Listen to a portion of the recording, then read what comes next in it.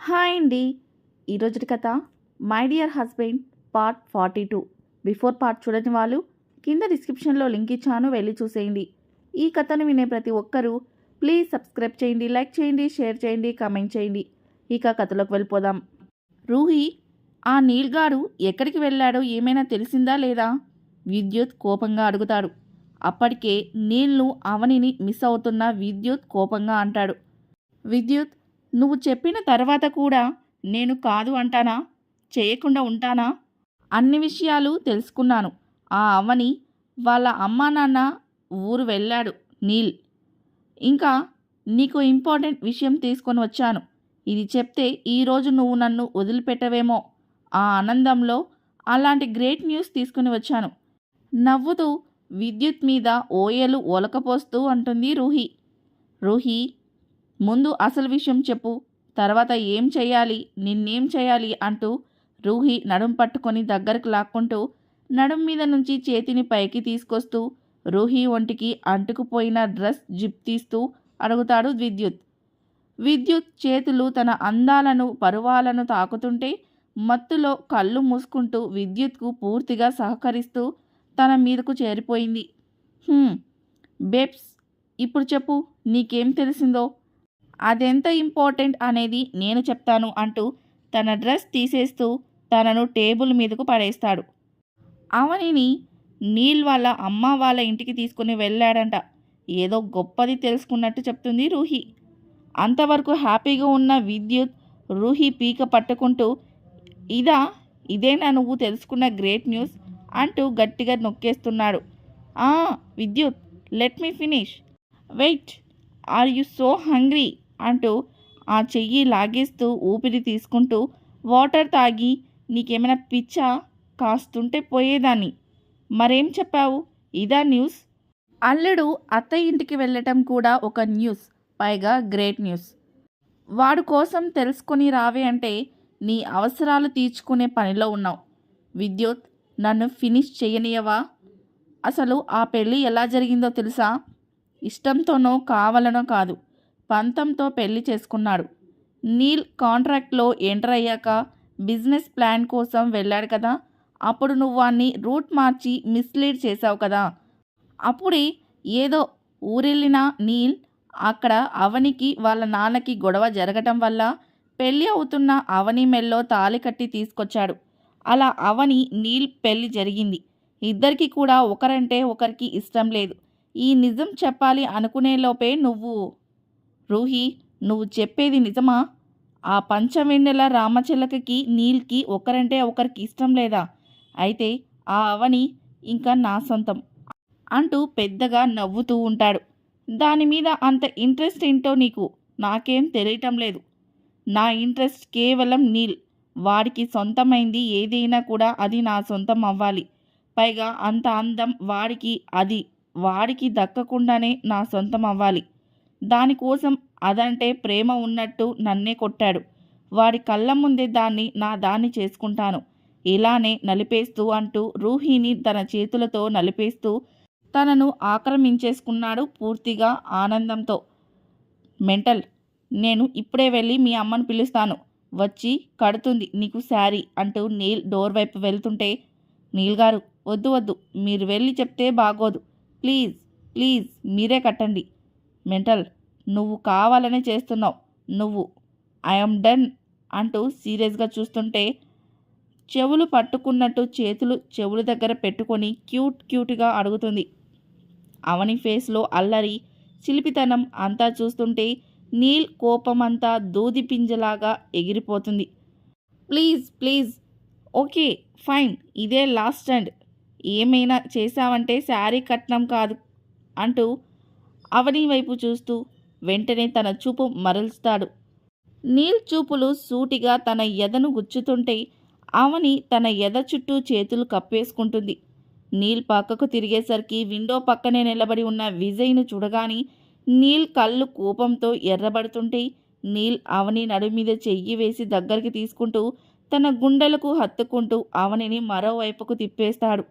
ఇప్పుడు విజయ్కు నీల్ మాత్రమే కనిపిస్తుంటే నీల్ చేసిన దానికి ఇంకా కోపంగా చూస్తున్నాడు. ఇద్దరు అంత దగ్గరగా ఉండటం, పైగా నీల్ అవనిని హక్ చేసుకోవటం డైజెస్ట్ చేసుకోలేకపోతున్నాడు. నీల్ గారు, నా శారీ అంటూ అప్పటికే పాపకు గుండె అదురుతుంటే మెల్లగా ఒక్కో మాట కలిపి చెప్తుంది. నీల్కి అవని హార్ట్ బీట్ స్పష్టంగా వినిపిస్తుంటే తన సిచ్యువేషన్ రియలైజ్ అయినా కూడా అక్కడున్న విజయ్ని చూసేసరికి అవనిని చూస్తున్నాడు అనే కోపం అవనిని వదలాలి అనిపించటం లేదు. కానీ అన్నదానికి అవనిని వదిలి తనకు దగ్గరగానే ఉండి కనీసం అవని కనిపించే ఛాన్స్ కూడా ఇవ్వకుండా తనకు శారీ కడుతున్నాడు. అవని కూడా సైలెంట్గా ఉంది నీల్ అంత దగ్గరగా ఉండేసరికి. నీల్ గారు, మొండోళ్ళు, కానీ మిమ్మల్ని హ్యాండిల్ చేయటం పెద్ద కష్టమేం కాదు. నేను చాలా కష్టం అనుకున్నా. మీకు చాలా ఇష్టం ఉంది నా మీద. నా కోసం కన్నయ్య పంపించిన బంగారం, మా శ్రీవారు అంటూ నీల్ బుగ్గ మీద ముద్దు పెట్టి బయటకు పరిగెడుతుంది. నీల్ అవని ముద్దు పెట్టిన చోట రబ్ చేసుకుంటూ చిన్నగా తన లిప్స్ స్ట్రెచ్ అవుతున్నాయి. అంతలోనే నార్మల్ అవుతూ మెంటల్ అంటూ ఒక చెయ్యి నడుము మీద మరో చెయ్యి నోటి మీద వేసుకుంటూ, దీనికి బాగా ఎక్కువైంది. ఇంత ధైర్యం ఏంటి నా ముందు? నీకు బాగా ఓవర్ చేస్తున్నావు. తోక కత్తిరించాలి. నీల్ టవల్ తీసుకొని బయటకు వస్తూ ఇంకా అక్కడే ఉన్న విజయ్ భుజం మీద చెయ్యి వేసి వెనక్కి లాగుతూ, నీ అబ్బా, వైఫ్ అండ్ హస్బెండ్ ప్రైవేట్ స్పేస్లో ప్రైవేట్గా ఉంటే చూడకూడదనే సెన్స్ లేదరా? అంతగా ఏం చూస్తున్నారో, ఎలా చేస్తున్నారో తెలుసుకోవాలనుకుంటే చాలా వేస్ ఉన్నాయి. లేదు అంటే పెళ్లి చేసుకో, అన్నీ తెలుస్తాయి. నా పెళ్ళి నాశనం చేసి నాకు సజెషన్ ఇస్తున్నావా? I pity you Vijay. ఈ విషయంలో నీకు నా వాట్ సాకు? టైంకి ఈ వర్డ్స్ గుర్తుకురావు. ఏదో అంటారు బ్రో, సానుభూతి. ఎస్, సానుభూతి. నీకు చెప్తున్నా, నిజమే. పెళ్ళి అనుకున్నావు, తాళి కట్టే వరకు వచ్చావు, అంతలోనే ఇలా అయింది. నీకు తెలీదు కదా, కానీ అందులో నాకు సంబంధం లేదు. అంతా కూడా మన మామ నా మెంటల్ బేబీ వల్ల మాత్రమే. కానీ ఇప్పుడు అవని నా wife and better to stay away from my wife. నా మెంటల్ బేబీ వైపు కన్నెత్తి చూసినా కూడా చచ్చిపోతావు. అంతలోనే నీల్ వాయిస్లో సీరియస్నెస్ ఈజీగా తెలిసిపోతుంది విజయ్కి. నీకు అవని అంటే ఇష్టం లేదు కదా, మరి నీకెందుకు? నేను చూస్తే నా మరదలు నా ఇష్టం, నాకు నచ్చినట్టు అంటున్న విజయ్ గొంతు పట్టుకొని గోడకు ఆనిస్తూ పైకి లేపుతూ, she is my wife, never try to look at her. ఇంకోసారి చూస్తాను అంటే ఇంకా నువ్వు చూసుకోలేవు. Mind it. అలానే కిందకు వదిలేస్తూ వెళ్ళిపోతాడు. విజయ్ తన గొంతు సరిగ్గా పట్టుకొని ఊపిరి తీసుకుంటూ నీళ్లు కోపంగా చూస్తున్నాడు.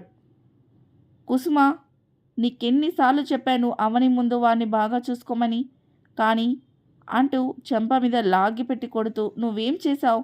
అవనినే వెళ్ళిపోదాం అనేలా చేశావు. అంటే వాడు గెలిచినట్టే కదా. ఇప్పుడు వాడు నిజంగా తీసుకెళ్ళిపోయి ఉంటే ఏం చేసేదానివి? మరేం చేయనండి, వాడు రాక్షసుడిలా నా కొడుకును అల్లుణ్ణి అలా కొట్టాడు. అలాంటి వాణ్ణి ఇంట్లో పెట్టుకొని వాణ్ణి బాగా చూసుకోవాలా? ఈరోజు నాకు అవని మీద కోపం వస్తుంది. అలాంటి దాన్ని నేనెలా కన్నాను? వాడి కోసం సొంత అన్నా బావను కూడా కాదు అనుకుంది. వాళ్ళు దెబ్బలతో ఉంటే వాడి కడుపు ఖాళీగా ఉందని వెళ్ళిపోదాం అంటుంది. కుసుమ, వాళ్లకు దెబ్బలు తగిలాయని అవనికి తెలియదు కదా. తెలిసే ఊరుకుంటుందా? ఆగుతుందా? అయితే వాడి ఆకలి మాత్రం తెలిసిందా? వాడు చెప్పకుండా వాడి ఆకలి కోసం ఆలోచిస్తే మనం చెప్పకుండా అన్నా బావ కోసం ఆ మాత్రం తెలుసుకోలేదా? వాడెవడో బయటది కోసం మనల్ని కాదు అంటూ వెళ్ళిపోతా అంటుంది. దానికెంత పొగురు! వాడితో కలిసి అది కూడా వాడిలాగే తయారవుతుంది. అవన్నీ కాదు, దాని 4 తన్ని కాళ్ళు విరగొట్టి కూర్చోబెడితే సరిపోతుంది. వాడి కోసం చేతులు కోసుకుంది, మన కోసం కాళ్ళు పోతే పోయాయి. విజయ్ ఎలానో పెళ్లి చేసుకుంటా అన్నాడు, ఇంకా మనకేంటి బాధ? కుసుమ, పిచ్చి వేషాలు వేస్తే చంపేస్తాను. నా కూతురి మీద చెయ్యి వేసినా ఊరుకోను. వాడు అవని చెయ్యి పట్టుకున్నాడనే ఇంత చేస్తున్నా. నా కూతురు బంగారం. నా కూతురు ఆనందంగా నా కళ్ళ ముందు ఉండాలి. దానికి ఈరోజే నా పథకం అమలు చేస్తున్నా. ఈరోజు గుళ్ళోనే వాడికి చివరి రోజు. ఈరోజు అవనినే వాణ్ణి నాకు వద్దు అనేసి అక్కడి నుంచి తనే వెళ్ళిపోయేలా చేస్తాను. ఇంకా చెప్పాలంటే అవనినే నువ్వు నాకు వద్దు అనేలా చేస్తాను. తర్వాత విజయ్తో నా కూతురు పెళ్లి చేస్తాను. కానీ నేను చేసుకోవడానికి సిద్ధంగా లేను మావయ్య అంటూ లోపలికి వస్తాడు విజయ్. విజయ్ ఏమంటున్నావు? అవనిని చేసుకోవటం నీకు ఇష్టం లేదా? ఏమైంది నాన్న? నా కూతుర్ని నువ్వు కూడా కాదు అంటే నేనేం చేయాలి? ఆ రాక్షసుడు నా కూతుర్ని కష్టాలు పెడతాడు. అత్తయ్య, ఆ రాక్షసుడే కావాలి అంటుంది కదా నీ కూతురు. నేను పోనీలే పెళ్లి చేసుకుందాం అనుకున్నా, కానీ ఆ అవని వాడితో చాలా దూరం వెళ్ళింది. అందుకే నాకు అవనిని పెళ్లి చేసుకోవటం ఇష్టం లేదు. బావా, అలా అంటున్నావేంటి? నువ్వు చేసుకుంటే నా చెల్లి ఆనందంగా ఉంటుంది అనుకుంటే నువ్వే కాదు అంటే ఇంక వాడి చీరలోనే చచ్చిపోతుంది. నా చెల్లిని పెళ్లి చేసుకోను అనకు బావా అంటూ విజయ్ చేతులు పట్టుకుంటాడు సురేష్. అల్లుడు గారు, విజయ్కే కాదు నాకు కూడా అవనికి విజయ్కి పెళ్లి చేయటం ఇష్టం లేదు అంటూ లోపలికి వస్తుంది దూరంధర. సీత అండ్ కో దురద మాటలకు షాక్గా చూస్తున్నారు. అవును అల్లుడు గారు, అవనికి విజయ్కి పెళ్లి చేద్దామన్నా నేనే ఇప్పుడు వద్దు అంటున్నా. ఎందుకంటే ఇన్నాళ్ళు దూరంగా ఉన్నాం కాబట్టి తెలియలేదు. కానీ వాళ్ళు ఇక్కడికి వచ్చాకే తెలిసింది. నీ కూతురు వాడితో చాలా దూరం వెళ్ళింది. నేను నిన్న రాత్రి నా కళ్ళతో చూశాను. ఈరోజు నా మనవడు వాడి కళ్ళతో చూశాడు. ఇద్దరు కూడా ఎప్పుడో ఒకటైపోయారు. వాడు వాడుకున్న దాన్ని నా మనవడు పెళ్లి చేసుకోవాలా? అమ్మా, ఏమంటున్నావు? అవునే, నిన్న అంటూ దురద చూసింది, విజయ్ చూసింది మొత్తం చెప్తుంది. అత్తయ్య, వాడు అన్నాడు కదా నా కూతుర్ని ముట్టుకోలేదని. ఇద్దరు అలానే ఉండి ఉంటారు. అల్లుడు గారు, అలా అనకండి. ఇద్దరు చాలా దూరం వెళ్ళారు. వాడేమైనా సత్య హరిశ్చంద్రుడా అమ్మాయిని పక్కనే పెట్టుకొని తాకకుండా ఉండడానికి? అమ్మా, పెళ్లి చేసుకుంటాం అన్నారు కదా, ఇప్పుడేంటి ఇలా అంటే? నీ మనవరాలు వీడి చేతిలో చచ్చిపోతుంది. నా కూతురి ప్రాణాలు కాపాడు అల్లుడు. విజయ్ చేతుల్ని పట్టుకొని అడుగుతుంది. అత్తయ్య, నాకు అవని అంటే ఇష్టమే. మిమ్మల్ని చూస్తే చేసుకోవాలని ఉంది. కానీ వాడు విజయ్, ఇంకా ఇవన్నీ ఎందుకు? ముసుగులో గుద్దులాట. కుసుమ అవనిని విజయ్ పెళ్లి చేసుకోవాలంటే వాణ్ణి అడ్డు తప్పించడం కన్నా ముందు మీరు ఇంకో పని చేయాలి. చెప్పమ్మా, నా కూతురు జీవితం నిలబడటం కోసం నేనేమైనా చేస్తాను అంటూ ఏడుస్తూ అడుగుతుంది కుసుమ. విజయ్, నువ్వే చెప్పు అంటూ దురద అనగానే విజయ్ అక్కడ వాళ్ళందరినీ చూస్తూ, నేను అవనిని పెళ్లి చేసుకోవాలంటే ముందు అవనికి ఓ టెస్ట్ చేయించాలి. ఏం టెస్ట్ అంటూ సీతారామయ్య అనగానే విజయ్ కాస్త జంకుతూ, వర్జినిటీ టెస్ట్ మామయ్య. అది చేయిస్తే నేను అవనిని పెళ్లి చేసుకోవడానికి ఒప్పుకుంటాను. సీతారామయ్య కోపంగా చూస్తూ విజయ్ కాలర్ పట్టుకుంటూ, నా కూతుర్ని అంత మాట అంటావా విజయ్ అంటూ అడుగుతాడు. అల్లుడు గారు, మేము అనటం కాదు, అదే నిజం. అవని వాడికి చాలా దగ్గరైంది. కావాలంటే ఈరోజు మీరే చూడండి వాళ్ళ మధ్య దూరం ఎంత దగ్గరైందో. నీ కూతురికి నా మనవడికి పెళ్లి చేయాలంటే అవనికి ఆ పరీక్ష చేయాల్సిందే అంటూ దురద చెప్తుంది. మామయ్య, అదేం తప్పు కాదు, నేరం కాదు. జస్ట్ మన సేఫ్టీ కోసం. రేపు వాళ్ళు వెళ్ళిపోతారు. ఈరోజు బాగా ఆలోచించి చెప్తే ఆ టెస్ట్ చేశాక వాణ్ణి ఆపేయటం గురించి ఆలోచిద్దాం. లేకపోతే వాణ్ణి ఆపినా కూడా వేస్ట్ అంటూ విజయ్ చెప్పేసి గుళ్ళో కలుద్దాం అంటూ వెళ్ళిపోతాడు. ఏమండి, ఇప్పుడేం చేద్దాం? ఎంత బాధపడకపోతే విజయ్ అలా అంటాడు. నా కూతురు అల్లుడికి మధ్యలో వీడు రావటం వల్లే ఇలా అయింది. ఇప్పుడేం చేద్దాం? కుసుమ వాణ్ణి పంపించడానికి పథకం వేస్తే అల్లుడు ఇలా అంటున్నాడు. ముందు నేనేదో ఒకటి ఆలోచిస్తాను. ఇందులో ఆలోచించడం ఏంటండి? అదేం తప్పు కాదు, నేరం కాదు. మా కాలంలో పెళ్లికి ముందు కాబోయే అత్తగారు పరీక్షించేవాళ్ళు. అమ్మో, దీనికి నన్నేం అనకండి. ఇలాంటి పిచ్చి పనులు నేను విన్నాను కాబట్టి ఇలా రాశాను. అండ్ కొంతమంది అలా ఉంటారేమో. ఇప్పుడు డాక్టర్, అంతేగా, ఏం పర్లేదు. నా అల్లుడు అడిగినట్టు చేసి అవనిని పెళ్లి చేసుకోవడానికి ఒప్పించండి. ముందు గుడికి తయారవ్వు, లేకపోతే అవనికి అనుమానం వస్తుంది. సురేష్, మీరు కూడా అంటూ చెప్పగానే అలానే నాన్న అంటూ సురేష్ ప్రశాంతి వెళ్తారు. నీల్ గారు, ఈ గుడి నాకు చాలా ఇష్టం. నేను రోజు ఇక్కడికే వస్తాను. మొన్న 2 hours కంటిన్యూ క్లాస్ ఇచ్చావు. నాకు ఇంకా గుర్తుంది. నీ వల్ల నాకు లేని రోగాలు వచ్చేలా ఉన్నాయి. ఓ, చెప్పేశానా? అయితే మేము గుళ్ళో ప్రసాదం కోసం. అది ఫస్ట్ రోజు 3rd టాపిక్ కింద చెప్పేశావు. అది చెప్పేశానా? అయితే నేను నా ఫ్రెండ్స్ అందరికి వచ్చాం, గంట కొడతామంటే వద్దు. అన్నారని కొట్టేసి ఎవరిని కొట్టకుండా చేశారు. సెకండ్ డే దీనితోనే స్టార్ట్ చేశావు. ఏంటి అన్నీ చెప్పేశానా? ఇంకా నేను చెప్పడానికి ఏం లేదా అంటూ ఆలోచిస్తూ, హా, నేను రోజు పొద్దున్నే ఇక్కడికి వచ్చి డ్యాన్స్ ప్రాక్టీస్ చేసేదాన్ని అక్కడ, అదిగో ఆ కన్నయ్య ముందు అంటూ నీల్ భుజం మీద చెయ్యేసి చూపిస్తూ చెప్తుంటే నీల్ ఇంకా అవని చెప్పే మాటలు వింటూ ఉన్నాడు. సీతారామయ్య నీల్ వైపు కోపంగా చూస్తూ, ఈరోజు బతికిపోయావు, కానీ రేపు నిన్నెవరూ కాపాడలేరు. నిన్ను పంచాయతీలో నిలబెట్టి అంతు చూస్తాను అంటూ కోపంగా అనుకుంటూ, పూజారి గారు ఇద్దరి చేత పూజ చేయించండి పంతులు చెప్తూ ఉంటే నీల్ అవని ఇద్దరు కలిసి చేస్తుంటే అదంతా చూడలేక ఉన్నారు సీత అండ్ కోవిత్ దురదా విజయ్. హోమగ్నిలో ఎగిసే జ్వలాలు అవని మీదకు వస్తూ ఉంటే మెల్లగా వాళ్ళు చెప్పినట్టు నీల్ చేస్తుంటే చూస్తుంది. నీల్ హోమగ్నిలో ఆజ్యం పోస్తుంటే అవని నీల్ చేయి పట్టుకుంటూ చూస్తుంది. హోమగ్ని జ్వాలకు అవని ఫేస్ మొత్తం ఎర్రగా అయిపోతుంటే చెమట కారిపోతూ కుంకుమ దారగా జారిపోతుంటే నీల్ అవని నుదిటిన కుంకుమ సరిచేస్తాడు. బాబు, పెళ్ళైన అమ్మాయి అలా నుదిటిన కుంకుమ లేకుండా ఉండకూడదు.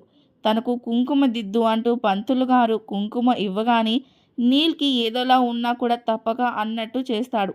నీల్ అవని నుదిటిన కుంకుమ దిద్దుతుంటే సీత అండ్ కోపంగా చూస్తున్నారు. ఆ అంటూ అవని అరుస్తుంది. మెంటల్, ఏమైంది కంగారుగా అడుగుతాడు నీల్.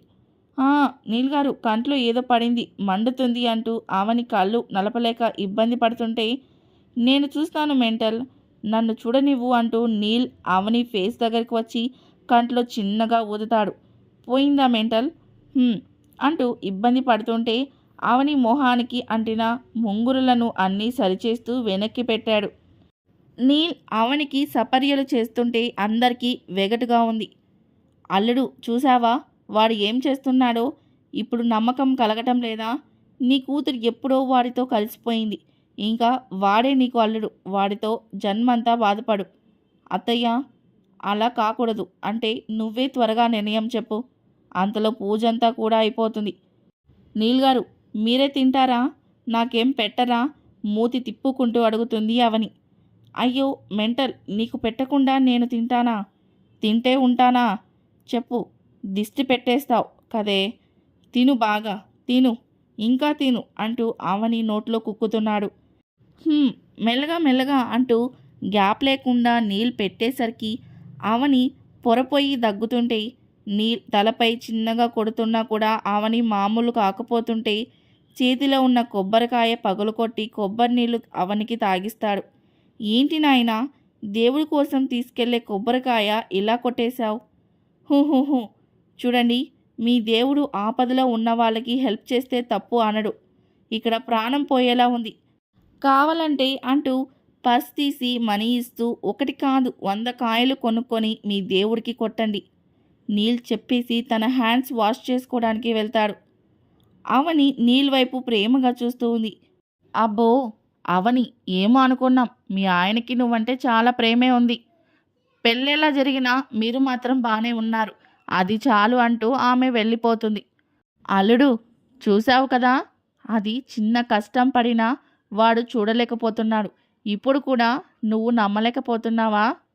విజయ్, నువ్వు వెళ్ళి డాక్టర్తో మాట్లాడు, నేను వెళ్ళి నా కూతుర్ని తీసుకొని వస్తాను అంటూ సీతారామయ్య అవని దగ్గరికి వెళ్తాడు.